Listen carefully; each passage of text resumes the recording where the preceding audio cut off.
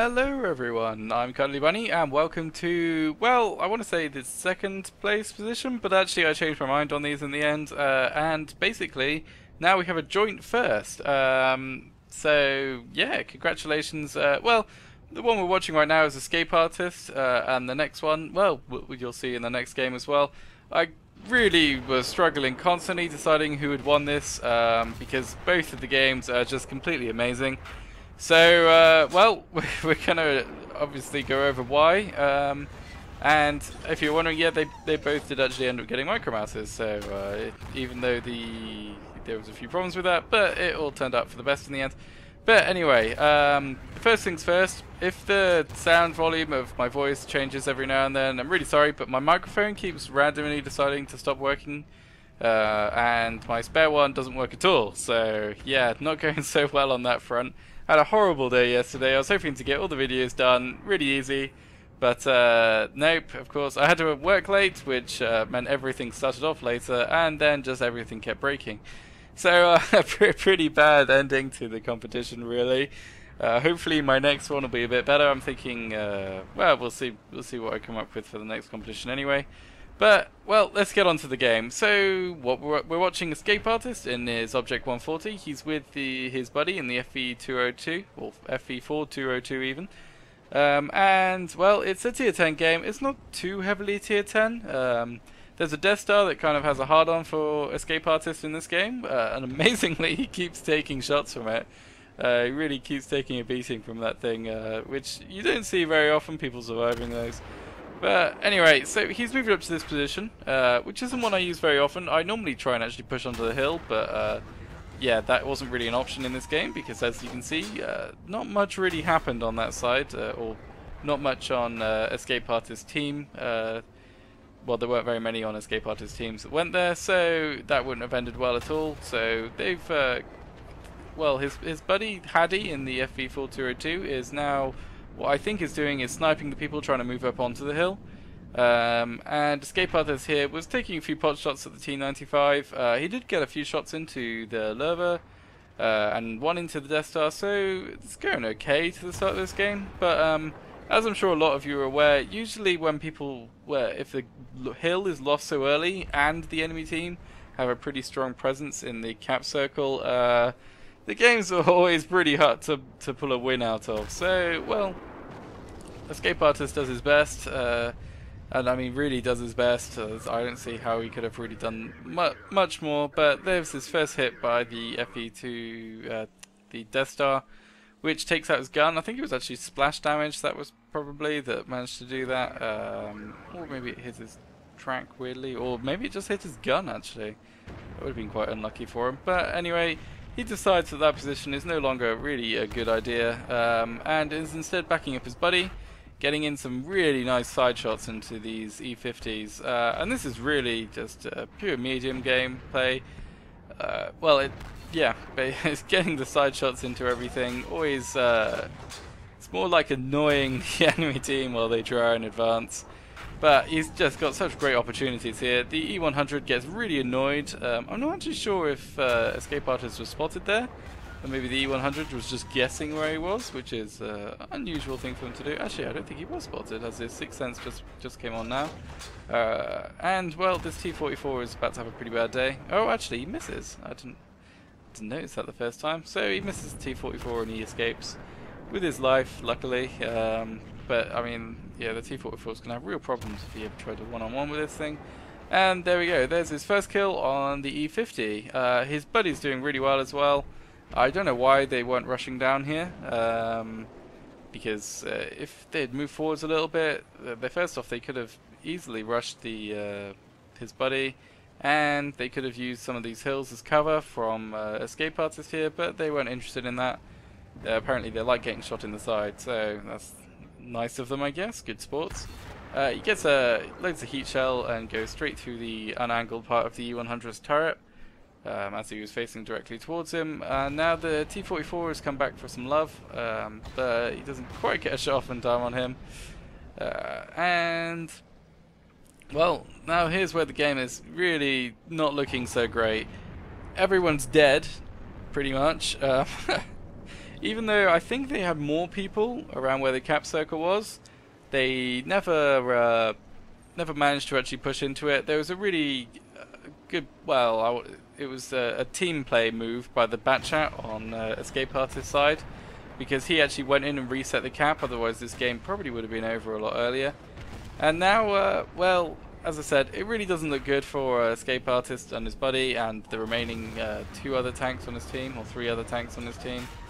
And there's the second shot by the Death Star, which amazingly gets a not that bad problems to Escape Artist, doing 700 damage and a couple of model damages as well. But he has the large repair kit, so that's all not so bad at all. And now we've got an example of some really good platoon play. Haddy is engaging stuff from the front, and now that they're kind of distracted and facing him, Escape Artist is going around the side, first taking out the Batchat, and now just circling the Jagdpanzer E100, which obviously is exactly what you want to do in this situation. They're clearing up really nicely here. But sadly, things are still not going well, despite their efforts. There's 2 guys in their base rushing the T-28 prototype, or not really rushing him, but facing off. And right now I think what they decided was that Haddy would try and deal with the guys in the base, while Escape Artist goes up and resets, otherwise there's not really going to be, they're probably not going to have time. Spots an E75 on his way up, but turns out the E75 has gone AFK, so he just ignores him.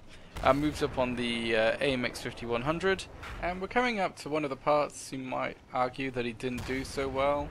Kind of, I guess it was a bit of bad luck, and probably he had a lot of pressure on him right now, so he didn't play this quite so well. He gets hit twice by the 5100s and manages to donk both of the shots, one into the side of the building, one into the side of the dead Batchat. But he gets him in the end, so that's nice. And he's actually done a pretty good job of conserving his HP so far, so he still had plenty really there. And now he decides to take out this E75. You might be thinking AFK E75, maybe he should just go straight to try and help out his buddy. But it turned out that this might not have actually been, the game might have gone differently if he hadn't, because the E75 decides now is the time to come back. So this could have been really bad, because he would have been shooting Escape Artist in the ass really at this point. And now his buddy in the Death Star has appeared. I mean, there's just constant stuff charging at him. He really didn't get a break at any point as soon as he moved back down into kind of the main foray of fighting. And now, I mean, this just still looks pretty unwinnable for him. He's alone against, what's that, 6 tanks, or 5 tanks now. And, I mean, just, damn. Really great work so far. He's got 8 kills. His team has only managed 2 kills so far. How did they do this? Who knows? People are already congratulating him on a good game, which is well deserved, because that's his 9th kill there. Now he needs to deal with this Carnarvon. He gets hit once, which takes out his ammo rack, which is quite unfortunate. So the Carnarvon should really be able to beat him if he's smart. Now 11 HP, and he's just got to bounce another shot. Yes!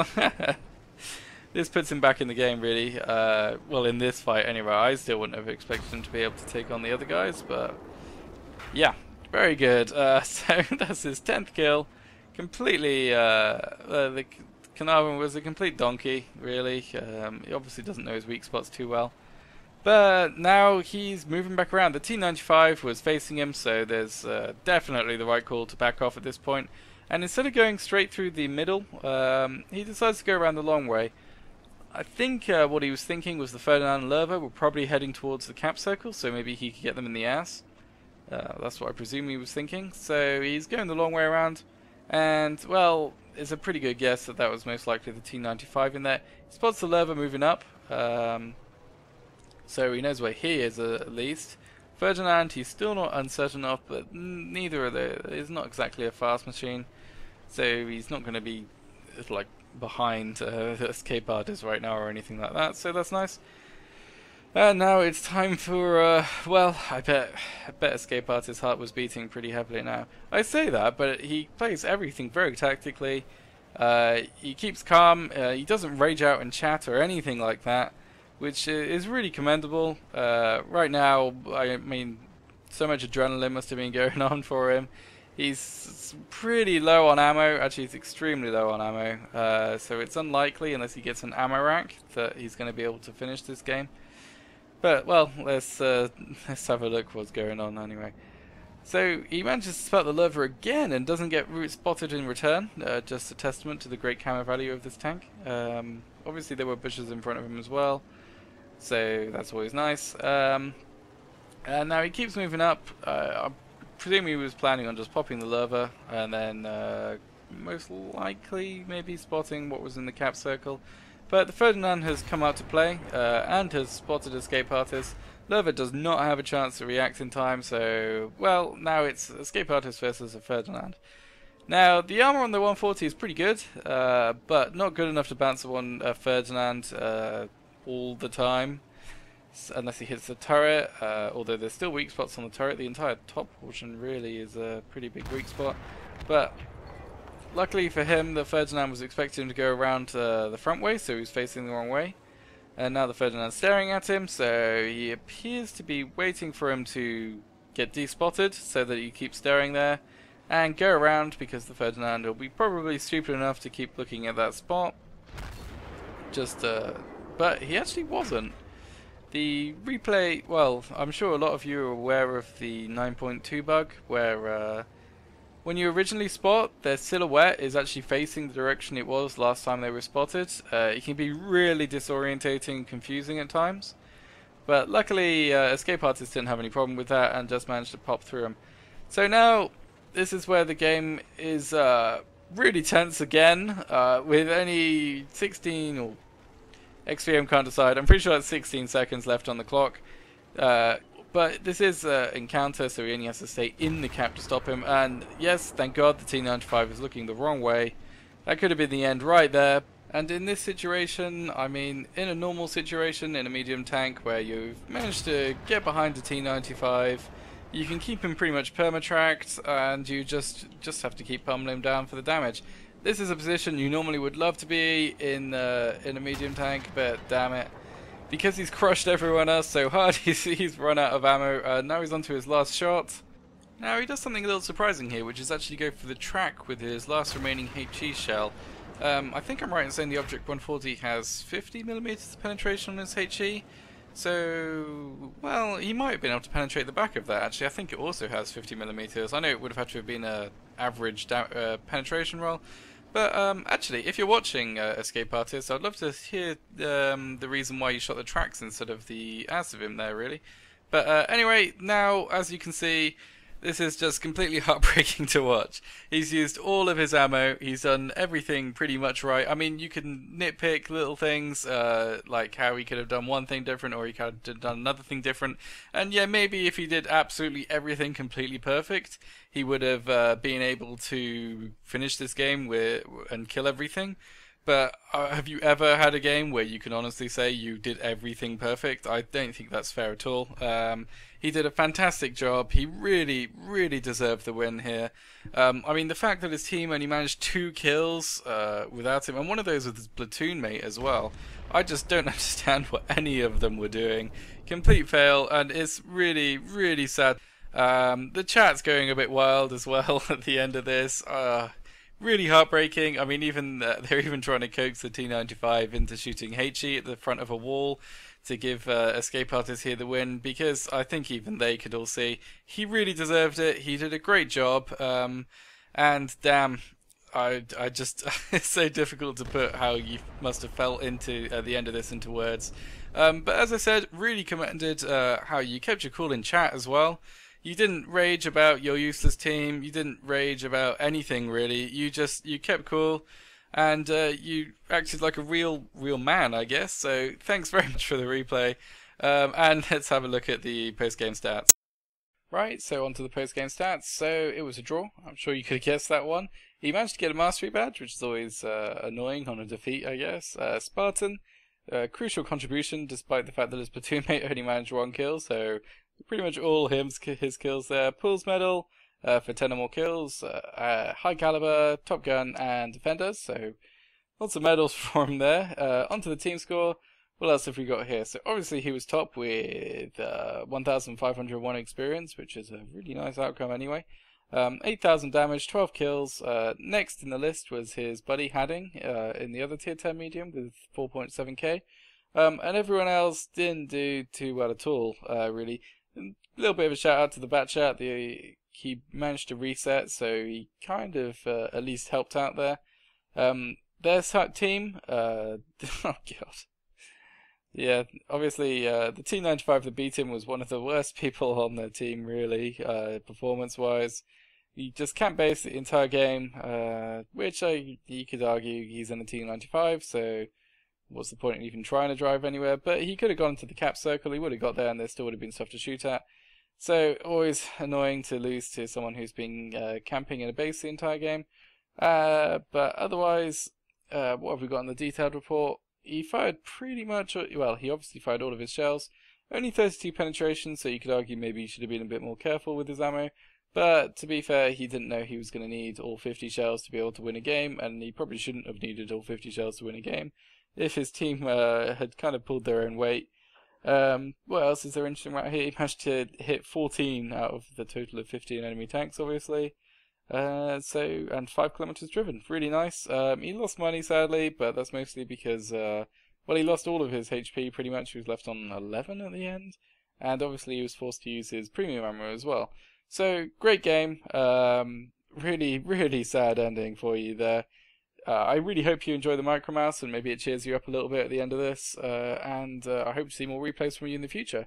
So, thanks everyone for watching, and I will see you all in the next game.